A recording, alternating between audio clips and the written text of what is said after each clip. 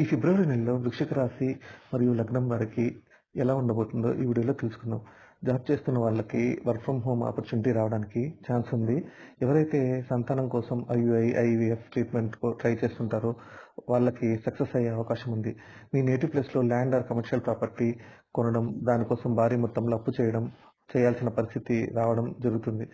ఆ అప్పు interest rates కూడా చాలా హైలో తీసుకోవాల్సిన పరిస్థితి వస్తుంది. అబ్రాడ్లో ఉన్న వాళ్ళు ప్రాపర్టీ పర్చేస్ చేస్తారు. దానికోసము వాళ్ళ దగ్గర ఉన్న ఇన్వెస్ట్మెంట్స్ అమ్మాల్సిన సిచ్యువేషన్ వస్తుంది. అక్కడ జాబ్ చేస్తున్న వారు ఇంకొక కంపెనీకి షిఫ్ట్ అవుదామని అనుకుంటారు, బట్ సడన్గా పోస్ట్పోన్ అవుతుంది. ఇన్హెరిటెన్స్ ప్రాపర్టీ రావడానికి ఛాన్సెస్ ఉన్నాయి, కానీ ఆ డాక్యుమెంట్స్లో ఒక చిన్న ప్రాబ్లం ఉండడానికి ఆస్కారం ఉంది. బిజినెస్ ప్లానింగ్లో ఉన్న వాళ్ళు కొద్ది రోజులు పోస్ట్పోన్ చేసుకోవడం చాలా చాలా మంచిది. మ్యారేజ్ అయిన వాళ్ళు మీ పార్ట్నర్తో కమ్యూనికేట్ చేసేటప్పుడు చిన్నపాటి మాట దొల్లడం వలన అతిపెద్ద సమస్యగా మారడానికి ఛాన్సెస్ ఉంది. సో టెంపర్ని కాస్త కంట్రోల్ చేసుకుని సర్దుకుపోవడం చాలా మంచిది. హెల్త్ ఇన్సూరెన్స్ డాక్యుమెంట్స్లో ప్రాబ్లమాటిక్ సిచ్యువేషన్ రావచ్చు. సో ఎవ్రీథింగ్ ప్రాపర్గా ఉన్నాయా లేదా రీచెక్ చేసుకోండి.